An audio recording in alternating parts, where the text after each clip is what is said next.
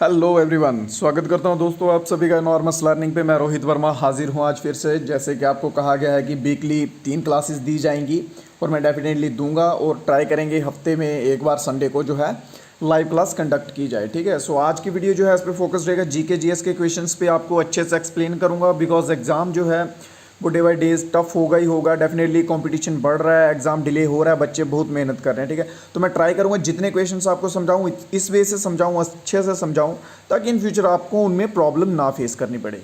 सो चलिए दोस्तों पहले क्वेश्चन की ओर चलते हैं। फर्स्ट क्वेश्चन जो है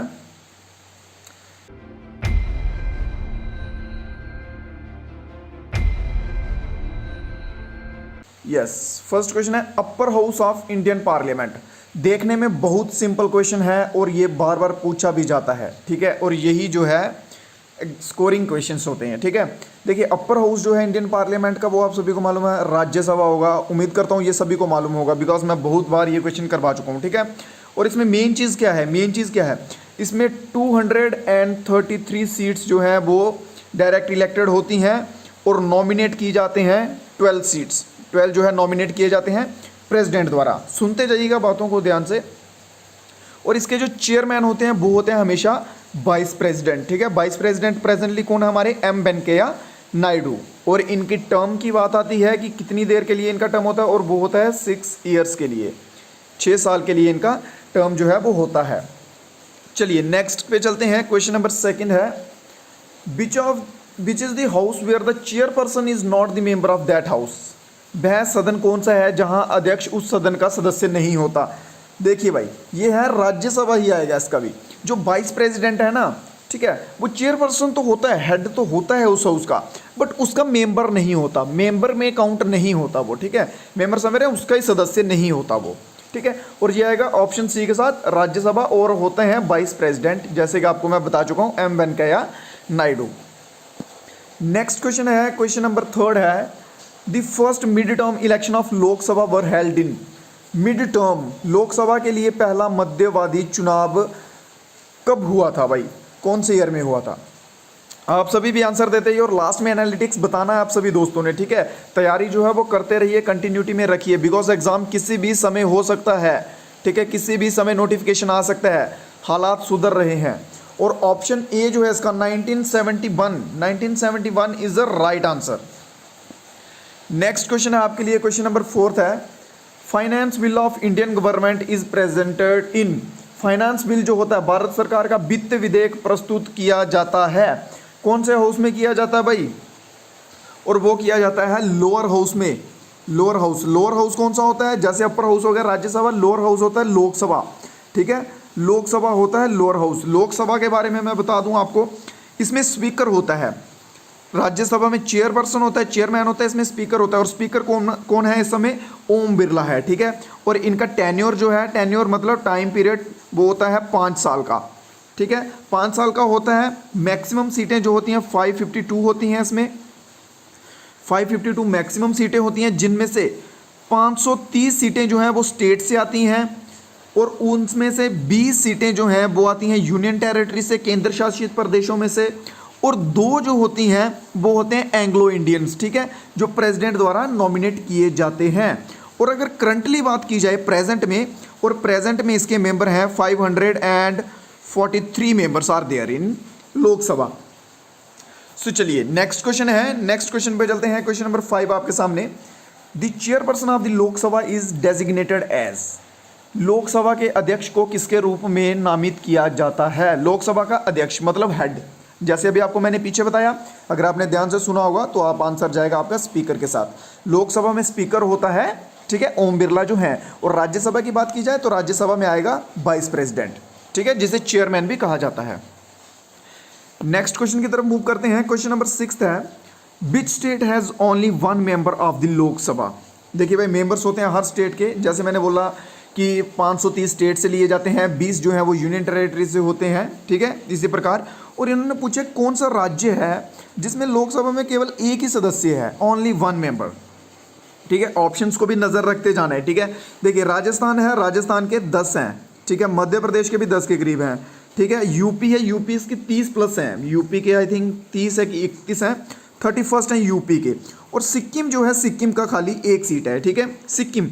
इसके सिवा और भी हैं, त्रिपुरा है, पुडुचेरी है, नागालैंड है, फिर आ गया मिजोरम आ जाता है, उसके साथ साथ साथ साथ गोवा आ जाता है, ठीक है। ये भी हैं जिनकी एक एक सीट है इसकी तरह, बट ऑप्शन में क्या है, ऑप्शन में है सिक्किम, तो हमें सिक्किम के साथ ही चलना होगा। अगर सिक्किम के अलावा त्रिपुरा आ जाता है, नागालैंड आ जाता है, मिजोरम आ जाता है, गोवा आ जाता है, तो डेफिनेटली हम उनको टिक करेंगे। चलिए नेक्स्ट क्वेश्चन है आपके लिए, क्वेश्चन नंबर 7 है, which Indian state had the first women chief minister? Bharat का कौन सा राज्य है जिसमें पहली चीफ मिनिस्टर, सीएम जो है वो बनी थी लेडी, ठीक है, और वो है भाई यूपी, उत्तर प्रदेश। देखिए उत्तर प्रदेश की एक चीज़ है, अगर आप अभी कहीं भी देखेंगे सोशल मीडिया पे कुछ भी, हमेशा ट्रोलिंग में रहता है, ठीक है, हमेशा इसका बुरा बताया जाता है उत्तर प्रदेश का, उत्तर प्रदेश में गुंडागर्दी है, दबंगे हैं, ये है वो है, बट किसी ने अच्छा नहीं बताया। मैं आपको बताता हूँ, देखिए इस पर मैं एक स्पेशली अलग से वीडियो भी दे दूंगा उत्तर प्रदेश पे, वो मैं दूंगा ही दूंगा डेफिनेटली, ठीक है। उत्तर प्रदेश का मैं आपको बता दूं, जो लोग समझते हैं कि ये गलत है, अच्छा शहर नहीं है, उत्तर प्रदेश में एक गाँव है माधोपट्टी करके, ठीक है। जितने टैलेंटेड लोग मैं मानता हूं उत्तर प्रदेश से हैं, इतने कहीं और से नहीं देखे, ठीक है। माधोपट्टी करके शॉर्ट में बता देता हूं, जल्दी जल्दी सुन लीजिएगा, माधोपट्टी करके है, वहां पे 75 फैमिलीज हैं, ठीक है, 75 परिवार हैं, और उनमें से 47 IAS हैं। यूपीएससी क्रैक करने वाले इंडिया का सबसे टफेस्ट एग्जाम, सिर्फ IAS बोल रहा हूं, इसके नीचे IPS होता है, IFS होता है, IRS होता है, ठीक है, और ये भी बहुत से होंगे। मैं सिंपल IAS का बता रहा हूँ, 47 IAS हैं यूपी से, एक गांव में से, सिंपल एक गांव में से, माधोपट्टी में से, ठीक है। ज्ञानचंद हॉकी के जिन्हें चमत्कार कहा जाता है, सुपरस्टार, ठीक है, वो इधर से हैं, ठीक है। उसके बाद आप ले लीजिए अटल बिहारी वाजपेयी, जवाहरलाल नेहरू, रामनाथ कोविंद जो हमारे प्रेसिडेंट है वो इधर से हैं, ठीक है। उसके बाद कुंभ मेला सबसे बड़ा उधर यूपी में, ताजमहल उधर, ठीक है, अमिताभ बच्चन उधर के हैं, ठीक है, राजपाल यादव उधर के हैं, अनुष्का शर्मा, नसीरुद्दीन, बहुत सी पर्सनैलिटीज हैं यूपी में, ठीक है। सो यूपी को इस तरह से ट्रोल करना कि ये अच्छा नहीं है, मैं इवन की यूपी से नहीं हूँ, मैं जम्मू से बिलोंग करता हूँ, बट ये अच्छा नहीं है, क्योंकि मैं हर तरफ देखता हूँ यूपी इस तरह से बताया जाता है।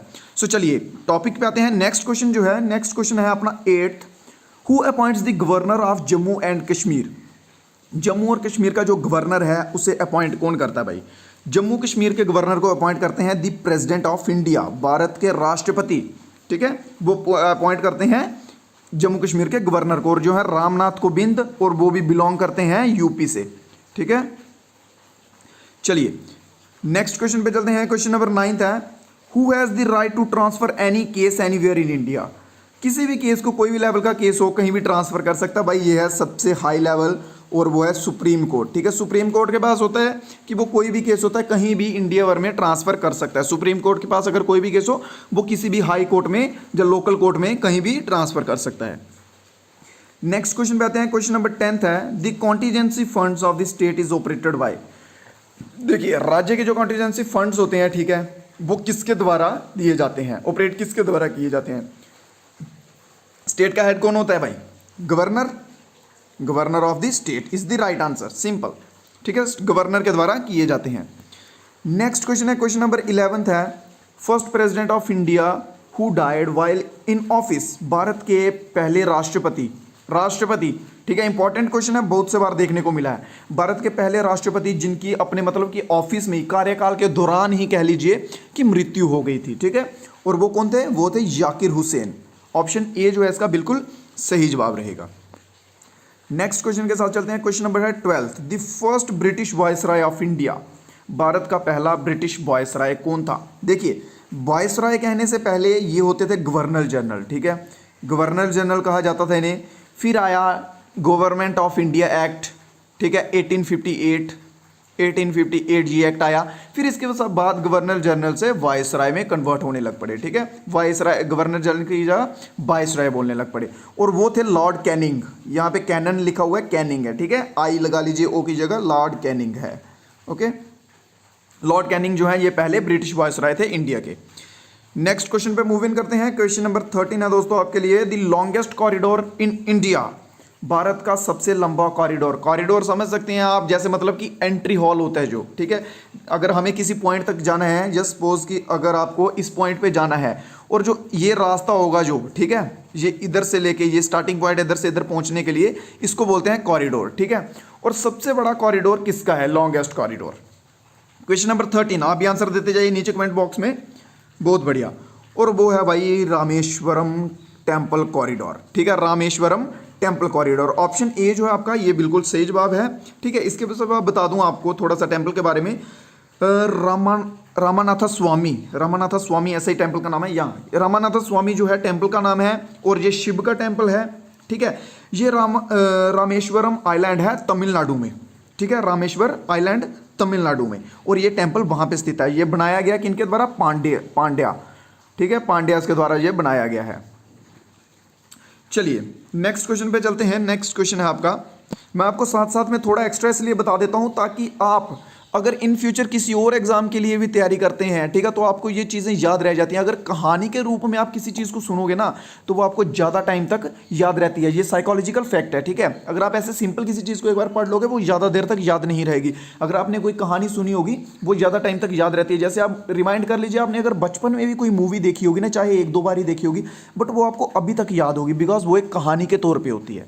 ठीक है, ये वे सबसे अच्छा होता है रिमाइंड करने के, इसलिए मैं आपको थोड़ा थोड़ा साथ में एक्सप्लेन करता जाता हूं कि क्या क्या है, कहां कहां है, कैसे कैसे हुआ। ठीक है, सो नेक्स्ट क्वेश्चन नंबर 14 है, who won the Nobel prize for peace in year 2040। ठीक है, 2014 में नोबेल प्राइज किसे मिला था भाई? ये मिला था मलाला यूसुफजाई और कैलाश सत्यार्थी को। ऑप्शन ए जो है इसका बिल्कुल सही जवाब है।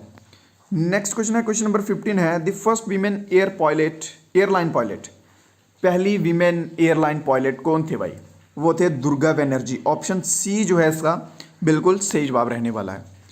नेक्स्ट क्वेश्चन पे फॉलो इन करते हैं। क्वेश्चन नंबर है भाई 16, father of Indian space programme, भारतीय अंतरिक्ष कार्यक्रम के जनक कौन है? स्पेस प्रोग्राम के फादर किसे कहा जाता है?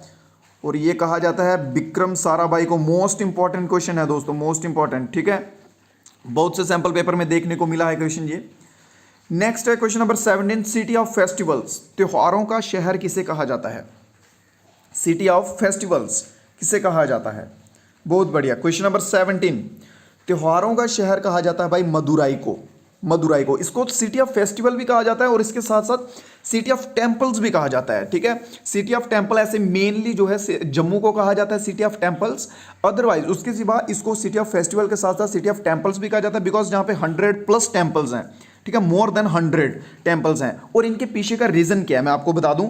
ठीक है, देखिए जब चोलाज और पांड्यास का टाइम पीरियड था, छोटा सा है, चोलाज और पांड्या का टाइम पीरियड था, तब मूवमेंट चला रहे थे। जो पांड्यास थे वो शिव के भक्त थे, चोलाज जो थे वो विष्णु के थे। ठीक है, कुछ ऐसा था, दो अलग अलग डाइटीज में थे और ये मूवमेंट चला रहे थे। उस समय जो पांड्यास थे, राजा थे, ठीक है, उनके अंडर ऐसा कुछ हुआ था। फिर उन्होंने बहुत से मंदिरों का निर्माण करवाया था सदर्न साइड में। ठीक है, जिसकी वजह से ये मंदिरों के लिए भी जाना जाता है, साउथ, स्पेशली साउथ। ठीक है, चलिए ऑप्शन ए जो है इसका बिल्कुल सही जवाब रहने वाला है। नेक्स्ट क्वेश्चन है, क्वेश्चन नंबर 18 पे चलते हैं। Study of insects is known as, कीटों के अध्ययन को क्या कहते हैं? इंसेक्ट्स, कीटों, कीड़े जिनको बोलते हैं, उनकी स्टडी को क्या कहते हैं भाई? उनके अध्ययन को, उनको कहते हैं एंटोमोलॉजी।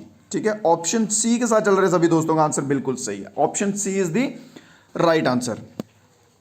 नेक्स्ट क्वेश्चन है, क्वेश्चन नंबर 19 है, instrument is used to measure heat, ऊष्मा मापने के लिए किस यंत्र का प्रयोग किया जाता है? हीट मेजर करने के लिए भाई। सिंपल सा क्वेश्चन है, कॉमन सेंस का क्वेश्चन है।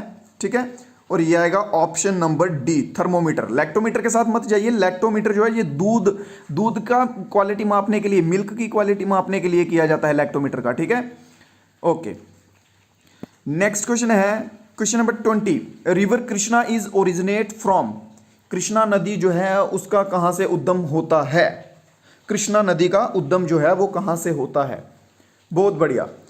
और इसका उद्गम जो है, इसका उद्गम होता है भाई वेस्टर्न घाट से। ऑप्शन सी के साथ चल रहे सभी दोस्तों का आंसर बिल्कुल सही। देखिए दोस्तों, एक आपसे अपील है मेरी, इस वीडियो को लाइक चाहे मत कीजिए, बट अगर आपको ऐसा लग रहा है ना कि ये हेल्पफुल वीडियो है, ठीक है, मददगार है, जहां अच्छे से समझे हैं आप क्वेश्चंस को, तो प्लीज़ शेयर जरूर कीजिएगा अपने दोस्तों के साथ। आपका ग्रुप होता है जो भी कोई, जिसमें आर्मी वाले बच्चे हो, जीडी वाले हो, कोई भी हो, जिनको पढ़ रहे हो, तैयारी कर रहे हो किसी एग्जाम की, उनके साथ शेयर जरूर कीजिएगा। ठीक है, सो चलिए next yes that's enough to. आज के लिए इतने ही क्वेश्चंस हैं, 20-25 क्वेश्चन आपको डेली करवाऊंगा ताकि आपके ऊपर वर्डन भी ना पड़े। बिकॉज अगर ज़्यादा क्वेश्चंस ले आऊँ, ठीक है, तो स्टेबिलिटी भी नहीं रहती है, पढ़ाने का मज़ा भी नहीं आता है और आप भी इतने ज़्यादा नहीं पढ़ते हैं। थोड़े थोड़े 25-30 ऐसे ऐसे करके क्वेश्चंस लाऊंगा ताकि आपका ध्यान भी लगा रहे और आपको पढ़ने में मज़ा भी आए। सो आज के वीडियो में इतना ही, उम्मीद कर रहा हूँ वीडियो सही रही होगी। एक चीज़ याद से करनी है, शेयर करना है वीडियो को ज़्यादा से ज़्यादा, और बैकअप चैनल एक बनाया गया है, ठीक है, ताकि इन फ्यूचर अगर इस चैनल को कुछ हो जाए तो बैकअप चैनल पे आपके साथ हम जुड़े रहें, ठीक है। उसको भी सब्सक्राइब करना, लिंक आपको डिस्क्रिप्शन में दे दिया जाएगा। सो बहुत बहुत शुक्रिया दोस्तों आप सभी का देखने के लिए। Thanks for watching, have a nice day. जय हिंद, जय भारत।